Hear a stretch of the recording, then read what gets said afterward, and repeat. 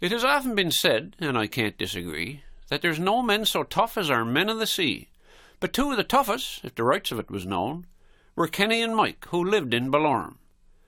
Now one day last year, in a moderate gale, in a 16-foot punt with a double reef sail, they went to go fishing in their usual spot, with orders from Mom.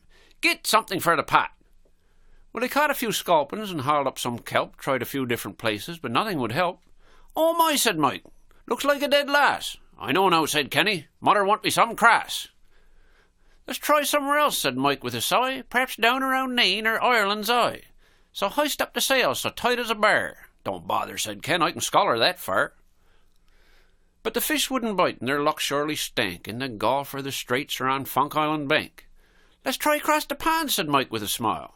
"All right, boy," said Ken, "but you scull for a while." Well, 2 hours later they were anchored off France, having passed through 2 hurricanes, Elfie and Blanche, with waves 60 feet and winds 90 knots. Not too bad, thought Ken, a bit of a lop. But there was nothing off France and nothing off Spain, except a small submarine that they threw back again. While crossing the equator they hauled up a squid with 60-foot arms and a 30-foot head. "Oh my," said Mike, "that's a giant one, I think." He had just gotten sloused with a puncheon of ink. "Throw it back," said Ken, "Mother don't like them things." But they cut off one arm for a meal of rings. Off the Cape of Good Hope they got into a fog. For 2 or 3 hours it was thick as a bog. When it finally cleared up off some Antarctic bay, a 100-mile iceberg was blocking their way. "Oh my," said Mike, "'tis one thing then another, trying to get supper for father and mother." "That's right, boy," said Ken, "I can't see a way through, so pass up that axe till I claves it in two." A short while later, off the coast of Somalia, they ran into some pirates who said, "We'll kill ya." Mike knocked out 2 dozen, one after another, and said, "Go on home, boys, or I'll wake up my brother." In the Indian Ocean they ran into Salfopson, with some other Greenpeace jetsam and flotsam. In spite of the heat they were dressed up in furs, and firing off guns at some Indian terrors. "Come aboard, boys," said Saul. "We're having a scoff of seal meat and whale, with the cameras turned off.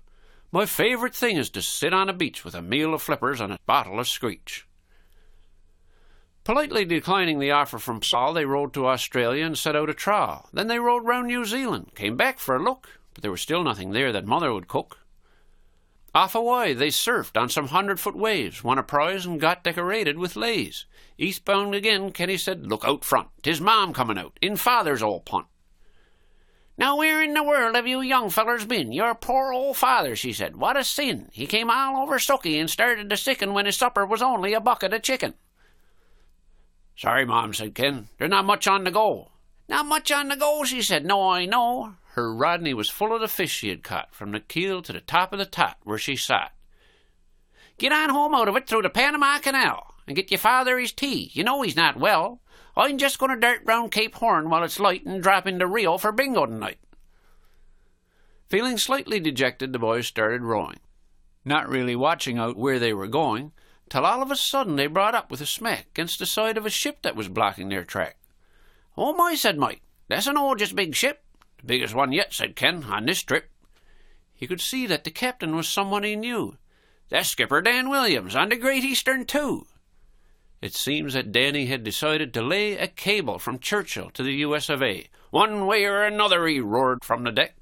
"I'll get round that crowd of Slovenes in Quebec." A short while later, in the fading daylight, the Panama Canal's western gate hove in sight. "Not far now, Bruddy," Ken said with a grin, but a sign said, "We're closed. Please come back again." "Oh my," said Mike.